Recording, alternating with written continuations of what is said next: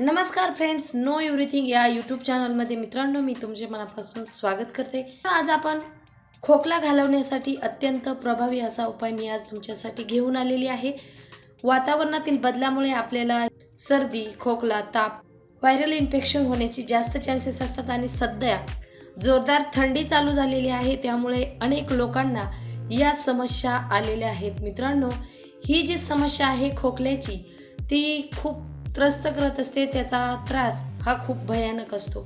घशामध्ये infection होऊन सूज येत असते।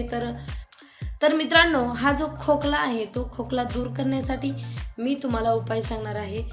तर फ्रेंड्स, तुम्ही जर या यूट्यूब चॅनलवरती नवीन असाल तर तुम्ही हा यूट्यूब चॅनल सबस्क्राईब करा, तसेच व्हिडिओला लाईक करा। मित्रांनो, आपण व्हिडिओ करण्यास सुरुवात करूया।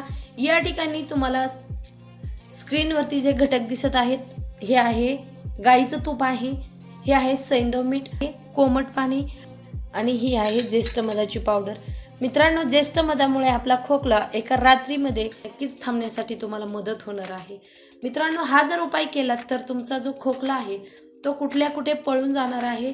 तुमचा खोकला काही मिनिटांमध्ये गायब होणार आहे। जर तुम्हाला घशामध्ये खवखव होत असेल, सर्दी होण्यापूर्वी आपल्याला जो घशामध्ये त्रास होत असतो, आपला जर घसा दुखत असेल किंवा आपल्याला घशामध्ये खवखव जाणवत असेल, तर मित्रांनो, तुम्ही जर ज्येष्ठ मधाची काडी चावून खाल्ली तर तुमची सर्दी जी आहे ती तुमची सर्दी होणार नाही, याची मी तुम्हाला खात्री देते। मित्रांनो, हा असा अत्यंत प्रभावी असा उपाय मी तुमच्यासाठी आज घेऊन आलेली आहे। चला तर मग आता आपण कृतीला सुरुवात करूया। मित्रांनो, हा उपाय अत्यंत साधा सोपा आहे आणि सहजासहजी उपलब्ध होणाऱ्या वस्तूंपासून आपण झटपट बनवू शकतो आणि आपला खोकला कायमचा दूर करू शकतो।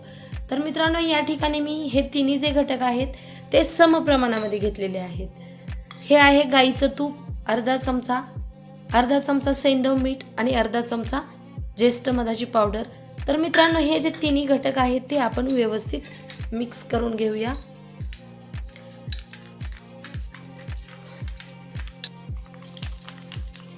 व्यवस्थित असं मिक्स करून घ्यायचं आहे आणि हे मिश्रण आपण सकाळ संध्याकाळ याचं सेवन करायचं आहे। सकाळी आपण उपाशीपोटी सेवन करायचं आहे। जर तुम्ही सकाळी करणार असाल तर तुम्ही उपाशीपोटी सेवन करा, तसेच जर तुम्ही हा उपाय संध्याकाळी करणार असाल तर रात्री झोपण्यापूर्वी करा। मित्रांनो, तुम्ही हा उपाय एकदा केल्यानंतर तुम्हाला खोकला येणारच नाही याची मी खात्री देते। परंतु हा उपाय केल्यानंतर तुम्ही 5 मिनिटांनंतर कोमट पाणी प्यायचं आहे। याचं सेवन केल्यानंतर तुम्ही कोमट पाणी पिणं गरजेचं आहे। मित्रांनो, या उपायामुळे तुमचा खोकला तर दूर होणारच आहे, परंतु तुमचं जर पोट योग्य प्रकारे साफ होत नसेल ते देखील योग्य प्रकारे पोट साफ होणार आहे। तुमचा जो कफ आहे, तुमच्या छातीमध्ये साठलेला कफ आहे, जी तुमची छाती भरलेली आहे, वारंवार तुम्हाला खोकल्याची उबळ येत असेल तर या ज्या सर्व समस्या आहेत त्या तुमच्या काही मिनिटांमध्ये समूळ नष्ट होणार आहेत। मित्रांनो, अत्यंत प्रभावी असा उपाय जर तुम्हाला हा व्हिडिओ आवडला तर तुम्ही नक्की लाईक करा, सबस्क्राईब करा।